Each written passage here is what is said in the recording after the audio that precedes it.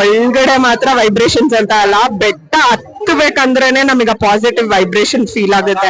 ಬೆಟ್ಟ ಸ್ಟಾರ್ಟಿಂಗ್ ಹತ್ತುತ್ತಿದ್ದಂಗೆ ಆ positive vibrations ಎಲ್ಲ ಫುಲ್ ಸ್ಟಾರ್ಟ್ ಆಗುತ್ತೆ. ಮೇಲ್ಗಡೆ ಬಂದ ಮೇಲೆ ಎಷ್ಟೇ ಕ್ಯೂ ಇರ್ಲಿ, ಎಷ್ಟೇ ರಶ್ ಇರ್ಲಿ, ಫುಲ್ ಎಲ್ಲ ಕ್ಯೂ ದಾಟಿ ದೇವಸ್ಥಾನದ ಒಳಗಡೆ ಹೋಗಿ ದೇವ್ರನ್ನ ಎರಡ್ ನಿಮಿಷ ನೋಡಿದ್ರೆ ಆ ಕ್ಯೂ, ಆ ರಶ್ ಅಲ್ಲಿ ಆ ಜನ ಮಧ್ಯದಲ್ಲಿ ಬಂದಿರೋರ್ ಜೊತೆ ಗಲಾಟೆ ಮಾಡ್ಕೊಂಡಿದ್ದೆಲ್ಲ ಮರ್ತೋಗಿ ಪ್ರಶಾಂತವಾಗಿ ಫುಲ್ ಪಾಸಿಟಿವಿಟಿಯಿಂದ ಹೊರಗಡೆ ಹೋಗ್ತೀವಿ. ಆ ಪಾಸಿಟಿವಿಟಿ ಸಿಗೋದು ಈ ದೇವಸ್ಥಾನದಲ್ಲಿ.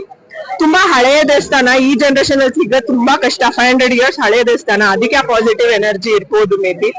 ಬಟ್ ಅದ್ ಗರ್ಭಗುಡಿಯಲ್ಲಿ ಹೋಗಿ ನಿಂತ್ಕೊಳ್ಳೋವಾಗ ಆ ವೈಬ್ರೇಷನ್ ಇದೆಯಲ್ಲ, ಅದು ಎಲ್ರು ತಡ್ಕೊಳಕ್ ಆಗಲ್ಲ ಆ ವೈಬ್ರೇಷನ್. ಕೆಲವ್ರೊಬ್ರು ಮಾತ್ರ ತಡ್ಕೋಬಹುದು ಅನ್ಸುತ್ತೆ. ಸೊ ಐ ಮೀನ್ 1-2 ಸಲ ಚಾನ್ಸ್ ಸಿಕ್ತು ಅಲ್ಲಿಗೆ ಹೋಗಿ ದರ್ಶನ ಮಾಡಕ್ಕೆ. ಬಟ್ ವೈಬ್ರೇಷನ್ ತಡ್ಕೊಳಕ್ ತುಂಬಾ ಕಷ್ಟ ಇದೆ. ಕಾವ್ಯ, ಚಿಕ್ಕ ವಯಸ್ಸಿಂದ ಇಲ್ಲೇ ಬರ್ತಿದ್ದೀನಿ ಟೆಂಪಲ್ಗೆ. This is my favourite temple.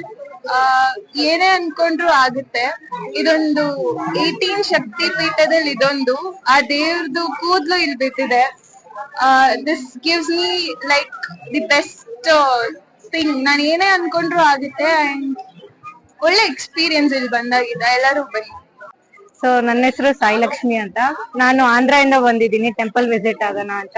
ತುಂಬಾ ಜನ ಹೇಳ್ತಿದ್ರು టెంపుల్ అమ్మ, తెలుగులో మాట్లాడుతుంది, అమ్మవారు ఫుల్ పవర్ఫుల్ అని చాలా మంది చెప్పారు.